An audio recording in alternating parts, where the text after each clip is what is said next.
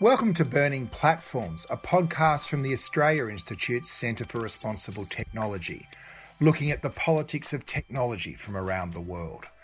I'm Peter Lewis, the Director of the Centre. This week we celebrate the anniversary of Facebook's takedown of Australian news sites with a deep dive discussion on the News Media Bargaining Code with our guest, Professor Terry Flew. But first, our wrap of the latest news with Digital Rights Watch Chair Lizzie O'Shea and Guardian Australia Managing Director Dan Stinton. We wanted to start a bit of a scissors, rock, paper on who leads it off, but I reckon today, Lizzie, you kick us off. Labor announced a policy on tech over the last fortnight. Now, the Liberals have had a lot of running on tech policy and sort of the regulation of big tech. So what was Labor's counterpoint? The headline called it a digital license for kids, and I can't help thinking about driver's licenses or gun licenses, but what is a digital license, and is it a good policy or is it just an announceable? It's called an eSmart Digital License Plus, which I think is a bit of a pastiche of various almost Web 3.0 terminology there, which I thought was interesting. Yeah, this copped quite a bit of mocking on social media. It felt a little bit like it was proposed by Principal Skinner or similar, talking about a pen license. Did either of you guys ever have a pen license? No. Oh, really? I definitely got my pen license. But I think, to be honest, if anyone saw my handwriting these days, I'd be stripped. So what was a pen license once you were legible? Because I never legible. I ended up learning shorthand and my writing went. Yeah, okay, I take it back. Maybe you didn't get your pen license for a reason. But in general, the idea was that you would transition from a grey lead to a pen because you'd mastered kind of cursive text. But yeah, my handwriting these days is appalling. But the whole idea, I think I got it when I was in grade 4. The idea was that you worked for it and then you got it, and it was a sign that you were moving up in the world. And so Labor has put out this press release that kind of framed it in those terms. What they're actually talking about is essentially making a digital media literacy program that's available in some schools in Australia now with the Alana and Madeline Foundation, which has got a focus on anti-bullying, particularly in cyberspace. They're proposing to make that universal if they win the election, so available in all schools, which to my mind seems pretty sensible. I'm certainly not opposed to giving children access to education about digital media literacy. I think it's an important thing to do. I think it's a bit of a daggy name, and that's fine. But, whatever. It's not just an announceable, although I wish they'd get better at the announceable bit. The thing I wanted to raise, I suppose, in the context of this discussion is the conversation that we're having about online safety has definitely been dominated by the LNP, Scott Morrison government. They've passed a whole bunch of legislation. They've got legislation proposed as well, like the Identify and Disrupt Act last year, which was focused on surveillance agencies, talked about the need to protect children from online predators. The Online Safety Act obviously included a huge range of powers for the e-safety commissioner. And also we've got a couple of bills currently before Parliament. There's been an inquiry into social media and the safety of people who use social media.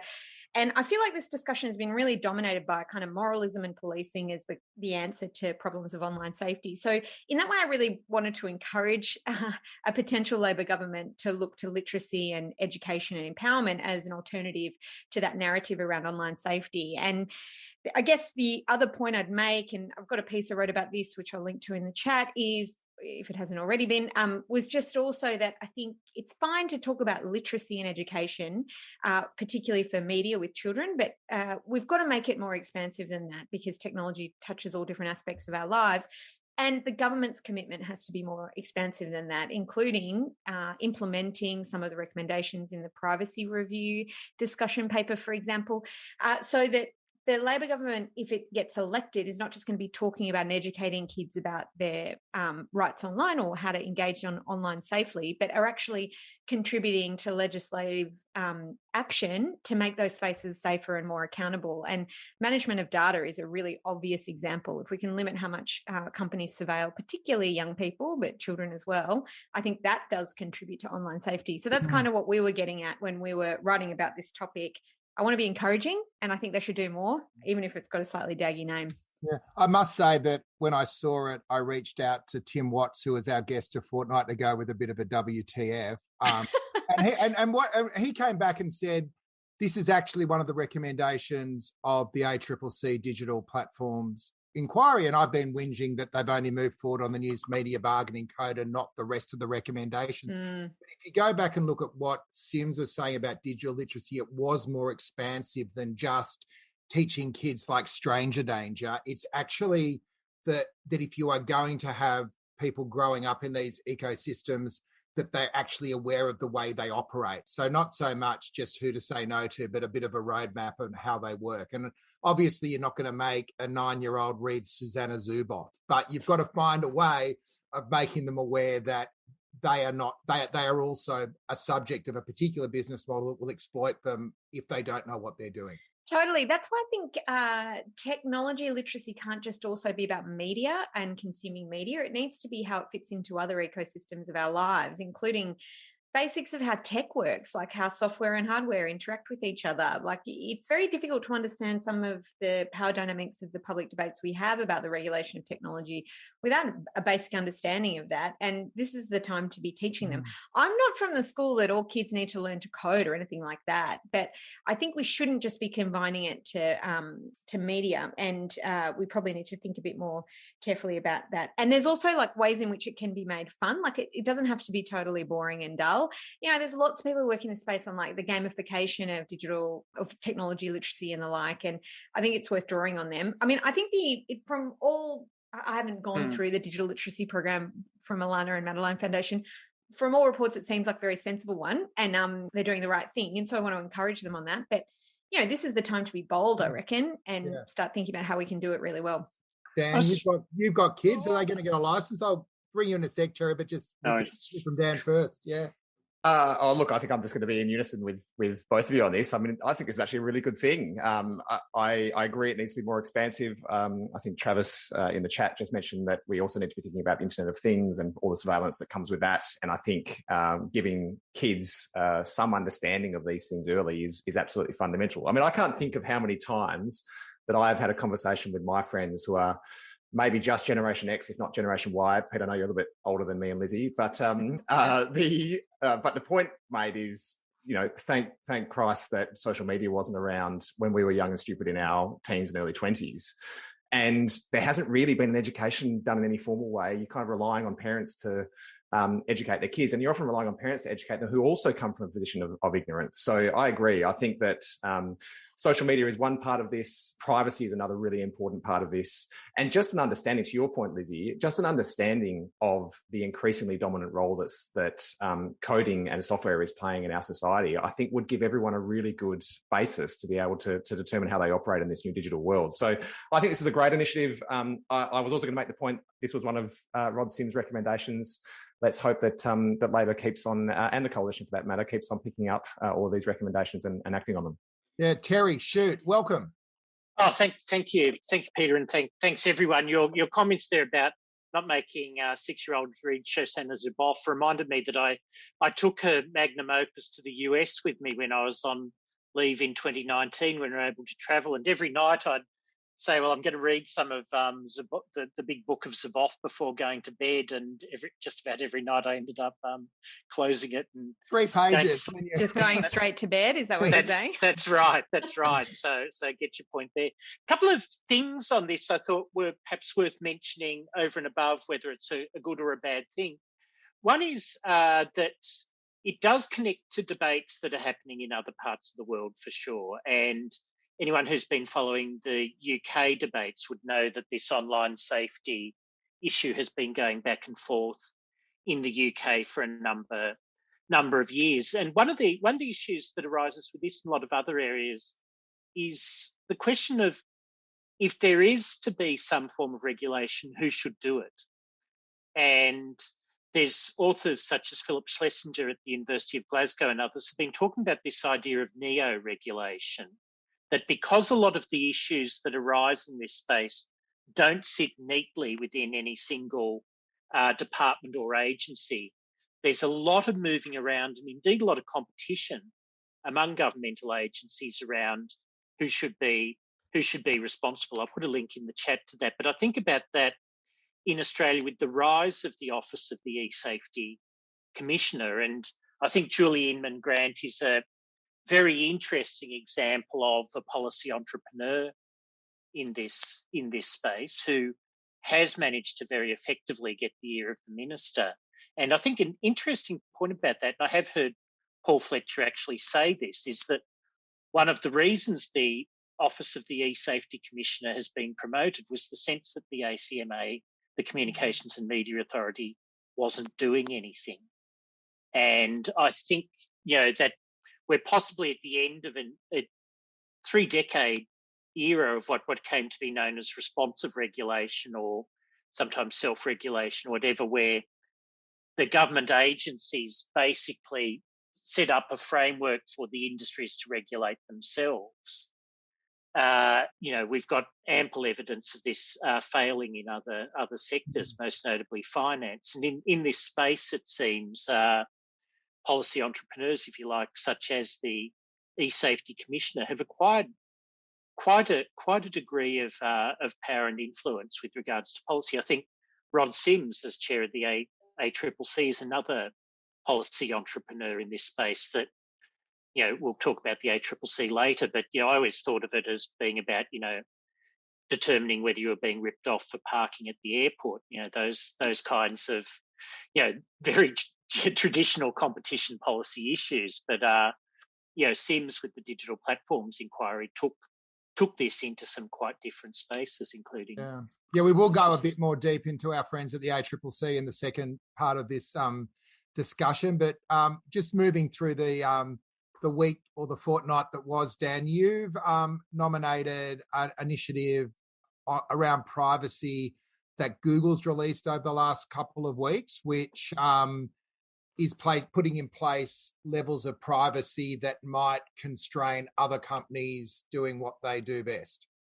Yeah, so this is the privacy sandbox on Android is the title that Google has given this, and this is effectively Google's version of Apple's app transparency or app tracking transparency (ATT) that they released as part of iOS 14.5, and effectively what ATT did and what I think Google is proposing to do. It's a little bit sketchy at this stage because it's still a couple of years away, but what they're proposing to do, I think, is limiting third-party use, so publishers, Facebook, whoever, from being able to access the device ID and therefore track consumers across all of the apps that they use on Android devices, and similar to what's happened with Apple. Now, a couple of points on this. I mean, look, that is a welcome step. I mean, it's kind of following the same principles that we're seeing with the end of cookies in the browser and not being able to follow people across the internet that way. So it's welcome. But just a couple of points, which I think often gets lost a little bit in this debate, is Apple was in the position to be able to do this and position it very much as being about protecting consumer privacy, because at the time that they announced this, they didn't really have an advertising business. They did have some, by the way, I'll come back to that. But, I think we can probably think it is relatively genuine that Apple were doing this to protect consumer privacy. The difference is that Google is doing this at a time when they are the largest advertising business in the world. And the impact of this, while it will be good for consumers in one sense, it's terribly bad for competition, because what it basically means is that third parties, such as Facebook, but not just Facebook, publishers such as The Guardian and everyone else, will no longer be able to track users as effectively as they previously could for the purposes of creating segments, for the purposes of targeted advertising. But Google, as the owner of the operating system, can still collect all of that data on the basis that it's first party and they own it. And that will give them a huge advantage in their targeted advertising capabilities, similar to what we're going to see when cookies go away from Chrome. And so I think, just to give a sense of what the risk is for this, if you look at what's happened to Apple, so Apple, the only advertising business that Apple runs is their effectively Apple search ads, which are the sponsored ads that you see in the App Store around downloading apps. In the 6 months or so that it's been since ATT was introduced, that business has tripled in its revenue, according to many media reports. Now, if something similar was to happen to Google, then, I mean, help the rest of us, because we're gonna struggle even more than we do in competing against a juggernaut like that. So this is why, I'll finish my monologue now, this is why, while this is a welcome step, it must come with the government stepping in and introducing purpose limitations on what you can do with the collection and use of consumer data. Because if we don't have some guardrails on companies like Google, but also Apple and others, from being able to collect data from one use and use it for something else, namely targeted advertising, then it's going to create the competition issues we see now so much worse. So purpose limitations is your hobby horse, Dan. Do you want to just explain at one more level of detail and where that discussion is up to at the moment? Yeah, so just to explain what I mean by purpose limitations, it's certainly not my concept. It's something which was introduced actually as part of GDPR, not really enforced well, in my view, yet, but watch this space. And effectively what that means is, to give an example, someone like Google, for example, can't take the data that they extract from your use of Google Maps and use that for the purposes of selling targeted advertising in a completely different environment. I don't think any consumer would think that that was a reasonable use of consumer data, and it wouldn't be what they would expect to have happen. So you put purpose limitations in place that say whatever data you use for the purposes of running Google Maps must be used for the purposes of improving Google Maps and nothing else. And if you do that, it substantially reduces the surveillance and the capability of the advertising businesses that Google has built. So hopefully that explains it. Yeah. Lizzie, Unity ticket there with Dan on purpose limitations?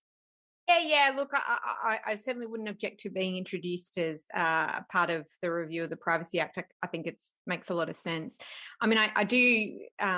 It's sometimes hard to feel a bit sorry for the losers in the fallout of a situation like this, who are sad about losing access to rich behavioural data, I suppose. And that's the only thing I'd say about that, but that's perhaps a bit cynical and mean. I mean, one of the things that it does strike me is that probably, Dan, this would see a company like The Guardian shift away from behavioural advertising towards native advertising. I'm not sure if that's something that you guys talk about a lot, but it always struck me as a bit odd that media companies were interested. I mean, it's preempting another discussion, but we're interested in getting into bed with social media companies when, in fact, the data that they have about their users could be used to sell advertising in the way that they used to, perhaps when they were actually hard copy papers. And there's a lot to be said, I think, for preferring native advertising if you have to tolerate advertising over, provided that it's disclosed and all that kind of stuff, as opposed to, say, using behavioural information. So, I mean, that's the other thing to keep in mind. I would just put in that I'm less sympathetic to Apple than perhaps you are, Dan, because Apple's got the most locked up environment for people to be able to use their products. It's like a subscription service from hell. You know, once you've got an Apple product, it's really hard to move out of that domain, and they make it that way for a reason. And they obviously have other ways in which they crack down on potential competition. You know, Epic and Apple are in a massive dispute now in Australia about this issue, you know, charging through the App Store. So they've got their own streams of revenue that are protected by that. So I'm perhaps a little more cynical about their privacy play there. But I'm not sure if you are more cynical. I just haven't spoken about that. I am 100% with you on that. As someone that has to give away 30% of our revenue to Apple for anyone that subscribes to The Guardian in iOS. I mean, that is a blatant rent seeking. It needs to be reduced. It's the reason it's the most valuable company in the world. Yeah, so, you know, I think we can, I think when large tech companies that have profited from a data extractive business models now talk about privacy, we should always hold them in suspicion.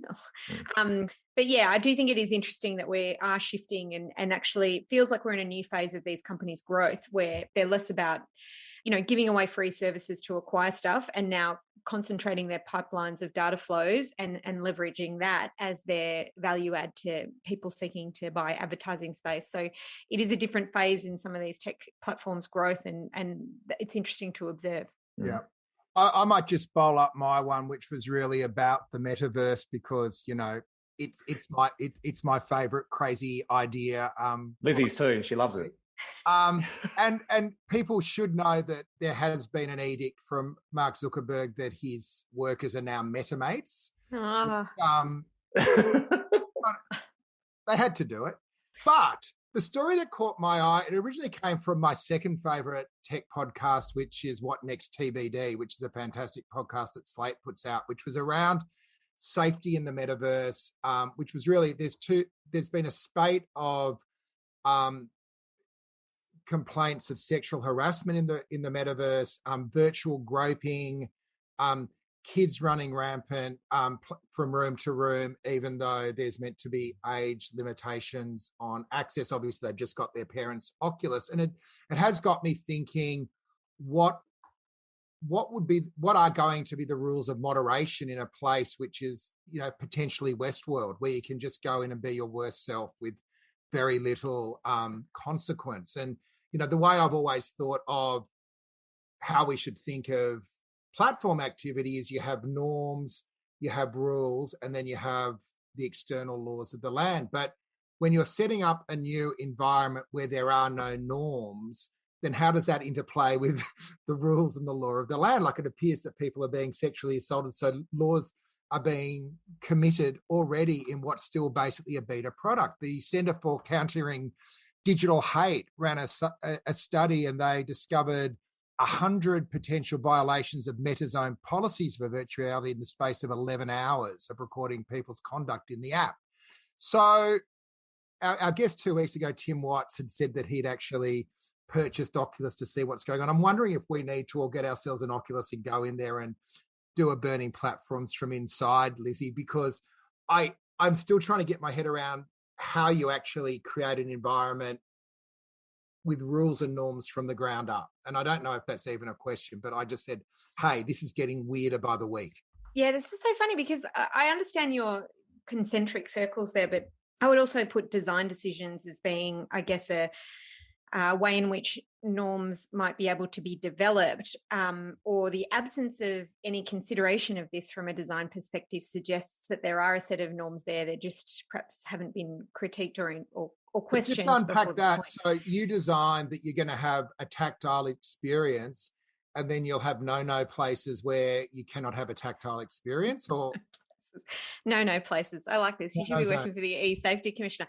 Well, it's interesting because when you raised this story, and we were talking about it, it did come to mind to me a number of different stories of people who've been involved in video gaming where they've been groped or sexually assaulted. There's a interesting Medium post from someone who talks about trying out a VR headset in 2016, I think, and someone comes up to her and starts groping her. And she said it felt really violating, which I can understand, but also like her brother and her husband were watching at the time this experience. Like, the whole thing is just awful.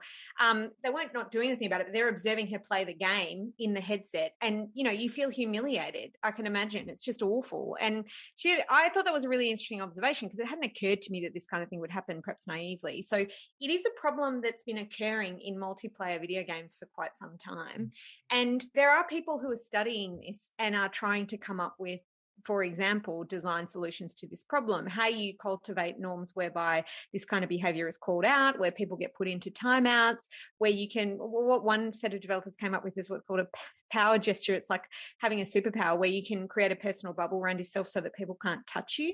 So if you're in one of these haptic vests where you can experience sensations when other avatars touch you and the like, you should be able to turn that off pretty quickly and easily, I would have thought, as a first port of call. And you should be able to report really easily when someone's being gross. You should have ways in which you foster a culture of reporting and calling out this kind of behavior, making it very easy for other people and bystanders to do it too. And this is the kind of research that's already been happening in video games. And that's why I think, Zuckerberg can't really let this lie. It's going to be a massive liability for him, because I would not go on there, I have to tell you, in this kind of environment. I do not want to be... we had a class action lawyer around. We could get in there early. Preemptive? Okay. Is there a principle here? Yeah, I mean, look, that's one of, I guess I think it like a lawyer because that's what I am. But, if you've got a bunch of research and a bunch of possible design tools available to you and you choose not to implement them and you expose your users to that risk of harm that's unacceptable and people go on to experience that harm, you do have to wonder if you've got a duty of care to those people by allowing them into a space that you regulate, that you design, and then not doing the things you need to do to keep them safe. There's a real question around whether they owe a duty of care to guard against this kind of thing. And, as a lawyer, a hammer that sees everything as a nail, I would say they do. And a failure to do so is not just a legal risk. It's also, I just think, a risk to the product's success. Like, women see this and don't want to go in there. That's my opinion. I wouldn't really want to go in there. So Peter and Dan, if you want to go in there and hang out with a bunch of bros who love, fighting each other, doing bro things, I don't know, then be my guest. But I think I'd rather be somewhere else. Or maybe there'll be women-only spaces or the ladies' lounge. Yeah. I love it how quickly that you lump us in with the tech pros at any opportunity. It doesn't seem fair to me at all. It's funny though how you see everything in the world through a legal lens, and as a commercial sort of business guy, I see everything through a competition lens. You know what I would like to see? I would like to see companies other than Meta, Facebook, spending the quantum of money that they are so that we have more than just one company effectively likely to dominate this new world. Because at the moment, they spent $10 billion on this last year. Now, I know that obviously Microsoft, Apple, Google are all investing in this space, but not to the same level in terms of controlling the experiences that Facebook is or Meta is. And so I think one of the solutions to this is hopefully that we have more people investing in this space rather than just one company. Doesn't that create the virtual reality, Dan? Isn't that just accepting that this is the next frontier? Like, why does this have to be the next frontier? No, but my point is that I don't think it's inevitable that it is the next frontier, by the way. But my point is that if there was competition in this space where privacy was something that people competed on in a way that we haven't seen with social media as sort of a parallel, then hopefully we would see some of the things such as what Lizzie is describing being developed from the start, and hopefully that would create safer spaces which these companies could compete on. And so you might have companies which would go, well, I've created our version of the metaverse, whatever the hell you want to call it, which is safe for women, and women might be more inclined to go there. But to answer your question, Peter, I'm not convinced that people want to spend lots of time in this space yet. I know that there's lots of talk about this being the next computing platform and it taking over from where the iPhone left off. I can't see all of us wanting to wear these things on our face for any more than, I don't know, a minute a day, if that. So I'm unconvinced. Have you got a virtual opinion on this one, Terry? Oh, I think not so much. I agree with Dan about the not wanting to wear these things on your face, but I think we are going to see increasingly mixed realities in the workplace. I think, as someone who works in a university where I can tell you there is now incredible confusion about whether people are doing classes face-to-face or online, that COVID has just blown up something that was always potentially there, that the distinction between, in class and online and so on is absolutely changing very quickly. And I think this is increasingly people's work environments as well. And I can see innovations in the mixed reality space playing quite an important role here, that I don't know that, a decade from now we will be doing events such as this in the format in which we currently I like to think this is our little mini metaverse, in that I do think there is a sense that this technology, we are meeting together in a virtual space in a way that's different to just sharing a post on Facebook or watching a pre-broadcast or even listening to a podcast, that we're actually in this space at the one time. People are actively contributing. So it's just whether you need to go the next level down of a more intimate experience where we can feel and touch each other, which is just like, I wouldn't mind checking out what that haircut looks like from the back, I have to say, Peter. When I get to man bun, I'll let you know. To more breaking news now. Facebook has announced it will ban users in Australia from viewing or sharing. So began the Great Purge, as page after page of domestic and international news was blocked. Not all content is created equal, so it is important that journalism is properly recompensed. Facebook and Google will be forced to pay for original content under a mandatory code. It soon became apparent that a voluntary code wouldn't cut. That there is a clear market power imbalance between, on the one hand, Google and Facebook, which are near monopolies or very close to monopolies on the one hand, and the media companies on the other. Facebook's decision to block people from sharing news in Australia is being criticised by lawmakers around the world, and it sets the stage for a much bigger showdown between the social media giant and governments and news organizations. It is a year since Facebook hit the switch in the middle of the negotiations over the news media bargaining code, and probably hit it a little bit harder than they actually intended, so that we woke up a year ago and all news sites had their pages on Facebook blocked, but also a large number of civil society sites, the Domestic Violence Hotline, Weather Bureau, and it was a big deal. Like, it was the largest platform in the world, blocking access of effectively Australian news sites and civil society from their platform. And there were negotiations. It was all over the news media bargaining code, which, in some iteration landed in a way that has created a whole bunch of deals in the media, which we're not quite sure what the substance is, because they're all commercial in confidence. But you look at a place like The Guardian, they're holding a lot more journalists. So I guess the discussion for the second half of this session is not so much what Facebook did, but whether the bargaining code is a framework that has succeeded, whether it's the right way of approaching the contradictions between traditional media and social media. So I want to bring Terry in very soon, but I know we've all got different views on this, and I just want to get each of you to reflect whether your views have changed over the last 12 months and where you have landed with this particular piece of social policy. So I'll start with you, Dan, because you've been closer to it. And I know there's some things you can say and some things you can't say. But what's your take? Is it what you thought it would deliver, and how has it affected your business? Sure. Look, there's so much you can say here. I'll try and keep this brief. Look, I am a massive fan of the News Media Bargaining Code. I have been a massive fan of it for a long time. Obviously, there's differing views on this, and we'll no doubt get into those. But just a couple of points I would say as to why I'm a fan of it. I concede the point, which I think you've made before, Lizzie, that it is not, if you were starting from scratch and trying to regulate the platforms, you wouldn't necessarily go down the News Media Bargaining Code route. There's some kind of perhaps digital tax, which is then redistributed to news publishers, would make sense in a lot of ways. The problem is that probably runs foul of free trade agreements, and I'm not sure that it's actually going to be something which we could actually get up. So I regard the News Media Bargaining Code as a pragmatic solution to dealing with the dominance of Google and Facebook on the digital advertising market. And the other point I would make is it's important to look at this in the context of what has it done for public interest journalism. And from the Guardian's point of view, at least, look, we have massively increased the size of our newsroom as a result of these agreements. To be clear, we were growing anyway and going well, but what it has done is it's brought forward the investment that we probably would have made over the next sort of 2 or 3 years into a year and really accelerated our growth.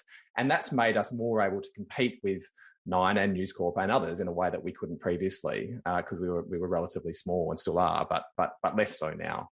So look, I remain a big fan of it. I think we've also seen News Corp and Nine hiring more journalists and not announcing any redundancies. So I think, to your point, Peter, we don't know the full extent of the success of this, but I think we can assume that it has at least strengthened the companies which employ most of the journalists. The downside, obviously, is that Google and Facebook have not been designated under the legislation, and therefore they still have the ability to be able to pick winners with regards to who they do deals with. And what has been disappointing is that Facebook in particular, not so much Google, because they've done a lot of smaller deals, but Facebook in particular has not done as many deals with smaller publishers as I would have liked to have seen. I still think, though, on balance, when you look at it, this has employed and no doubt saved hundreds of journalists' jobs in Australia, and that is good for Australian democracy. So I remain a very big fan of the code and what it's achieved. What about you, Lizzie? Like, I know where your starting point was.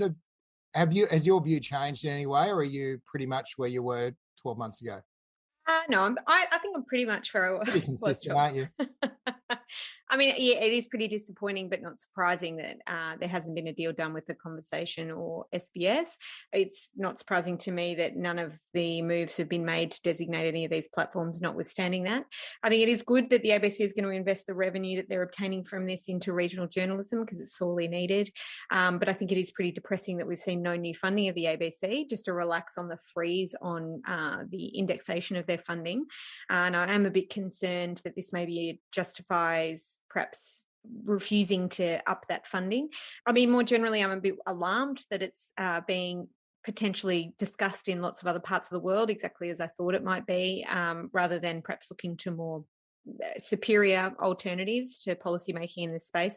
And I am overwhelmingly worried about the power of Murdoch media in Australia, just because we have one of the most concentrated media landscapes in the world. And I'm pretty worried we're looking at the foundations being laid for, Fox News-ification of Australia, particularly as Sky News uses these resources to reach out into regional spaces, to reach out into other niche areas. I think it's really telling that at various points in which YouTube videos from Sky News were being taken down for being disinformation or misinformation based on climate change denialism.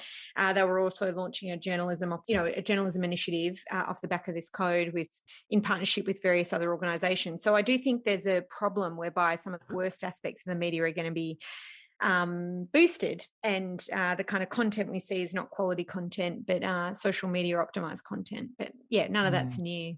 I guess I've just put up a piece on The Guardian. I think I've moved in one regard, in that I don't think such an important piece of reform that was designed to actually have a process where we could really come to an accommodation of the value of public interest journalism has ended up occurring behind closed doors. And the fact that the deal for Facebook turning back on after they dropped was to not be designated and go off and do deals on their own terms has actually undermined the integrity of what I thought at the time was a really good part of a broader package of reforms based on the ACCC report. And there's just two things I want to point to. The first is that under the law, the competition, ACMA, the media, has the right to say whether or not an organisation is carrying out public interest journalism. And if there was a designated platform, they would have to reach an accommodation.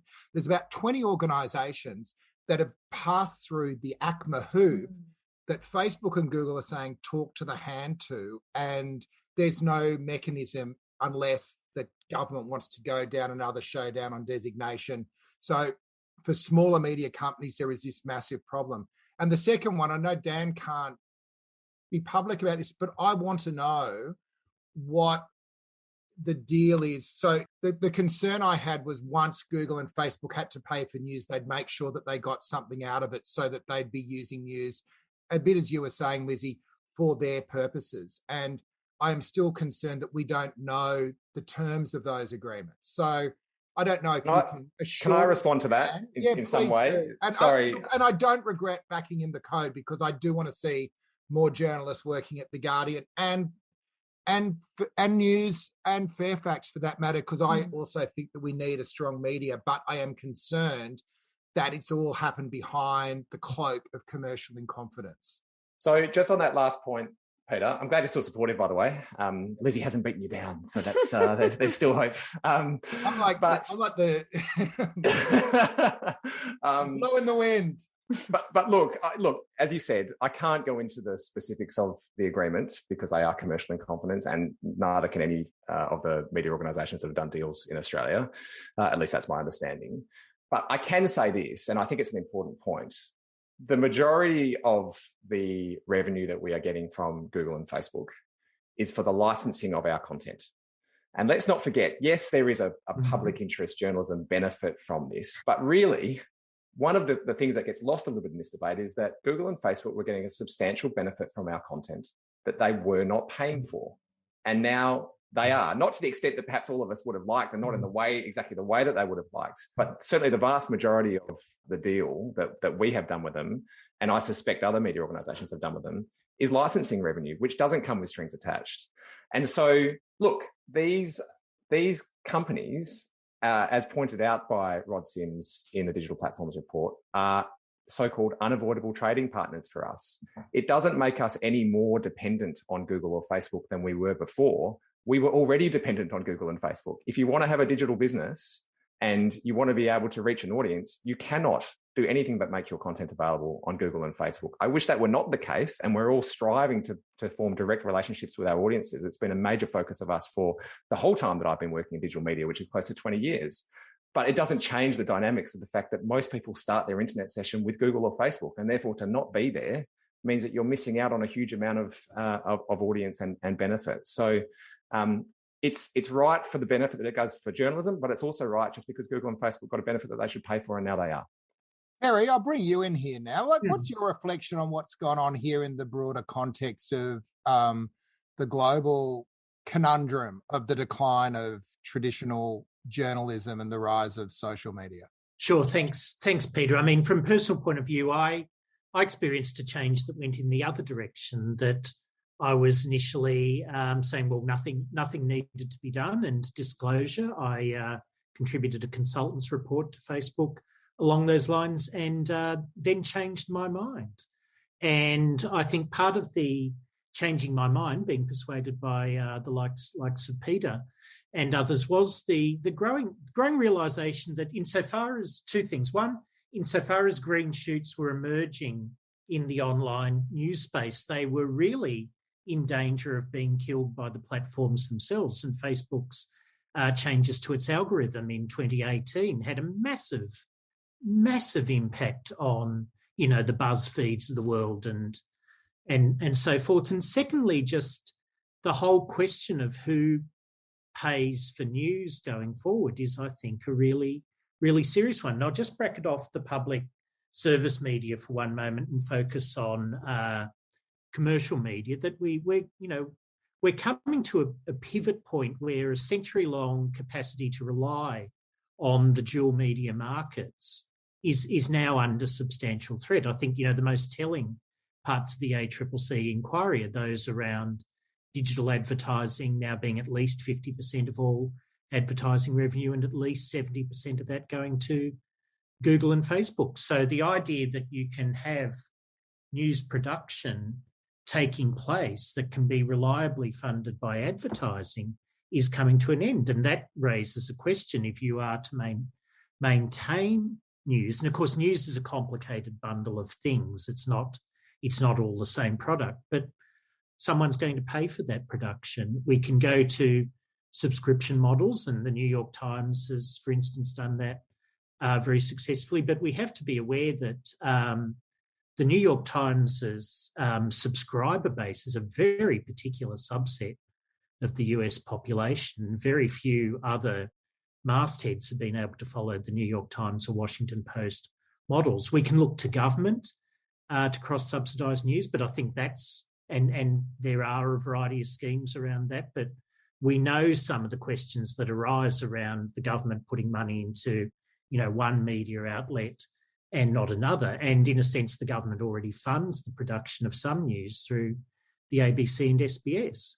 And then we have the question of whether digital platforms should contribute to the costs of news production. And I think Dan's point there is right, that these were free goods from which very large corporate players were profiting from. And the question of whether some kind of a levying on that was appropriate was, in a sense, the issue that won me over. I would just observe that I think there are different issues here between Google and Facebook, and there's also, where are other platforms in this? There's Twitter, there is LinkedIn and so forth. But I think there's a difference in the news space between search and social, that a social media world where news is a very minor part of it is entirely envisageable. TikTok is not particularly a news space, for instance, but the nature of search, it is public infrastructure in the digital economy, and it has to carry news. And I think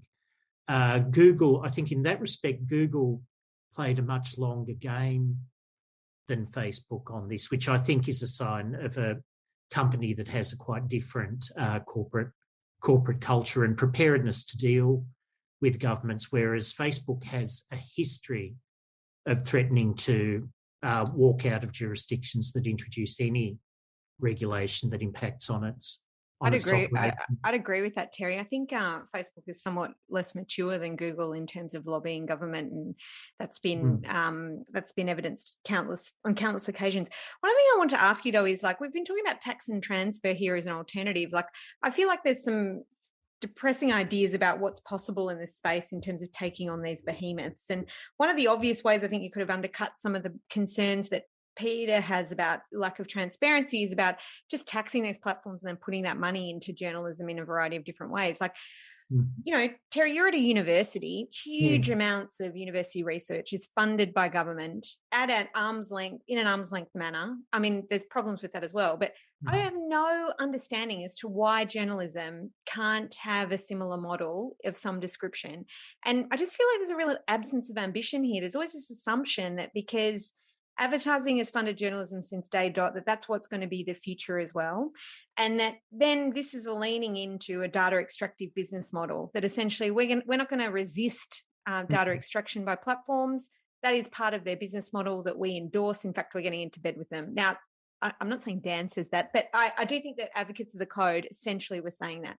Why couldn't we have a system whereby we centralise a revenue, tax on revenue for digital platforms like France has experimented with, put that into a source of funds that is then tapped into for various journalism projects? What's wrong with that? Why academics it seems to work out okay for academics, even when they're doing research that's critical of government. Couldn't the same be true of journalism? Possibly. I mean, you get to the pros and cons. I'm not sure the Australian Research Council is in a particularly robust state right at the minute, being in the sector. And I think about, a lot of debates come up with the Australia Council as a mechanism for funding. You can up to a point, but I think perhaps the virtue of the news media bargaining code in that respect is it makes it very clear who are the bargaining parties in this. Whereas I think, and I'm not saying it precludes government schemes or different ways of taxing digital platforms. I think all of those things are in the mix. You're for big tax and transfer, Terry. Yeah, but I mean, as soon as you get into government funding, you get, first of all, the questions of, well, why would you fund a news outlet and not a new hospital, and all those sorts of perennial debates. And secondly, and there is some evidence of this in Europe, when you get direct government funding of news providers, there are real risks of political interference all the way down the line. I'm a little bit on the fence, to be honest, about the tax and sort of transfer option. I think it does have merit in some ways, but I'm just nervous about the idea of us taking funding from the government in any way. I think that journalism plays a role as someone who's often attacking the government in a way that perhaps universities aren't. So I think it is potentially more problematic. Although I haven't thought this through. Perhaps that's obvious. Can I just come back to your other point though on advertising? I think they're two separate issues. I think that just because we are asking for payment for the benefit, or receive payment for the benefit that the platforms receive from our content and they are advertising businesses, doesn't change the fact that we still need to have privacy reform. And those are two distinct things. And if we had privacy reform which did its job, you could have both Google and I hope we get to this point, you have both Google and Facebook paying for the benefit they receive from our journalism, which they are now doing. And you can have privacy reform which significantly restricts the surveillance tactics, if you like, or strategy that underpins a lot of digital advertising. Both of those things are possible. It's an and, not an or. So it can also involve making them pay tax. Like, just because they're paying a market accommodation for their monopoly power doesn't mean they shouldn't be paying tax either. And the broader piece about them hiving off their profits through a license to a tax haven, that's a global challenge that needs to be addressed. Sure. But they're taking the piss out of the world, really, aren't they? Mm. Is that a technical term?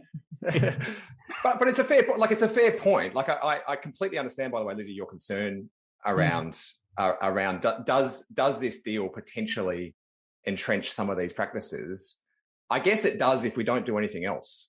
But if we actually reform privacy, as well as some of the things that Pete's talking about, tax reform and everything else, then hopefully we can all of these areas can improve. And this goes back to the other problem with the bargaining code, was that it was one of 23 recommendations, another which was digital literacy, another one which was privacy, another one which was disinformation, another one that was ad tech. So, and Lizzie and everyone was rightly cynical that this was the one at the head of the queue, as if it was a cure-all, because it was the one that put money, not just in Guardian's pockets, but in Murdoch and Costello's. So we are right to be cynical about this process. And until the rest of that inquiry and its recommendations are moved on, that cynicism will remain.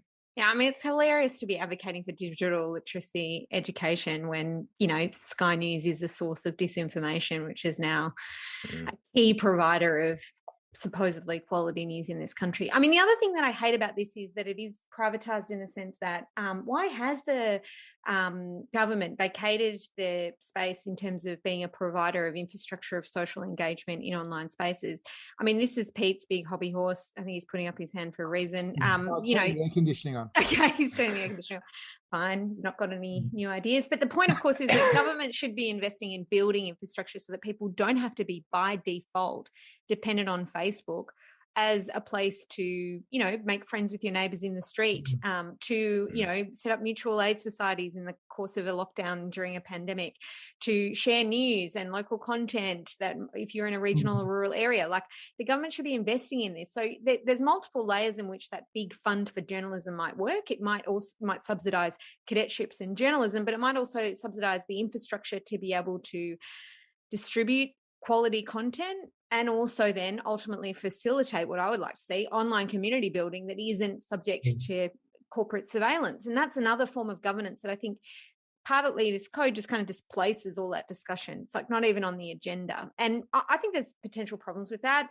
Pete's thought about this a lot more than me, but there's things that we have to be careful about. But I also think not discussing that seems like, oh, we've given Scott Morrison a free kick. He just doesn't have to do anything about this. Doesn't have to think about what society might look like in 5 years' time and start investing in the infrastructure necessary to get there. And that seems like a terrible shame to me.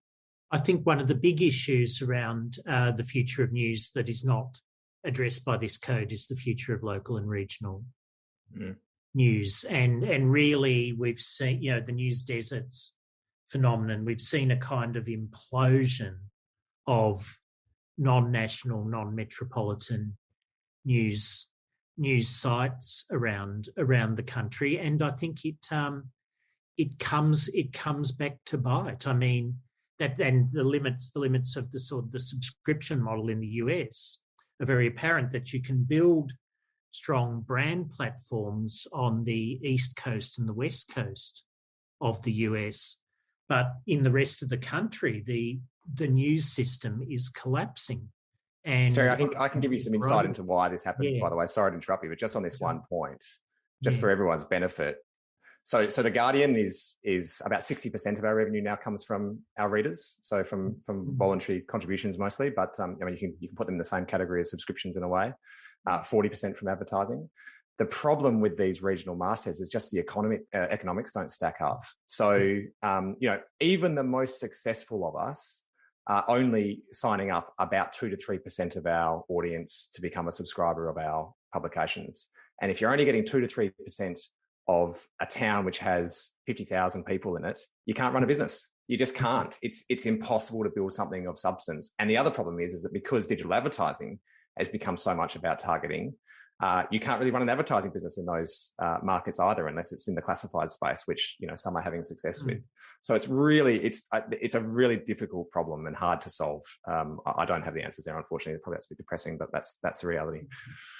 So I did pose the question in my Guardian piece whether we are eating chocolate mud cake or something else altogether. But it does feel like it's been great to spend a bit of time just marking what was a global moment. So I'm so glad that The Guardian is a stronger company than it was. I am so disappointed that we don't quite know how that benefit has actually rolled out, and I'm really looking forward to the 12-month review to see if we can find out anything more about it. But before we finish up, Lizzie, anything to announce for Digital Rights Watch members or fans over the coming weeks? I was just going to say that every year Digital Rights Watch gathers together activists, writers and critical thinkers to reflect on the major digital rights initiatives or events that have occurred over the last 12 months. And so we call that the State of Digital Rights Report. We've got a date for its launch and its publication on the 3rd of March. So it's the Thursday before the next one of these. So if you're interested in coming along, you don't know about it, you can sign up to our email list and you can get an invite, but you can register and it'd be great to see you there. Excellent. We'll circulate that amongst our list. Thanks, Lizzie. Dan, just more work at the grindstone at Guardian? Well, actually, I do have something which I can't say the whole thing yet because we haven't quite announced it, but I will make another point which is relevant to this conversation, actually. We are in fact, about to substantially increase our local reporting in a few key areas. And we're doing that, by the way, with the help of some of the funds that we received from the platforms. So we're going to areas that we couldn't, as I said before, just aren't economic on their own. But with the help of some of this funding, not just this, but with the help of some of it. Come on, can you tell us what it is? What are you talking about? Come on. We're going to be doing more local reporting. That's about as much as I can say at this stage. But in about 2 weeks' time, or like perhaps next one, I'll be able to tell all of you about it. I'm sure it will make your day, Lizzie. Great. Hey, and Terry, thanks a lot for being part of this. Terry's got, and we'll circulate it later, I think you've got a new paper out looking at some of this, and obviously a regular commentator on the issue. So we'll see you in a fortnight. Thanks for being part of Burning Platforms today. You've been listening to Burning Platforms, a fortnightly podcast from the Australia Institute's Centre for Responsible Technology. It was recorded live in a virtual town hall, and if you'd like to attend one of these events, you can register at the Centre for Responsible Technology's website through the Australia Institute. Burning Platforms was produced on Gadigal land by Jennifer Macy. Talk again in a fortnight.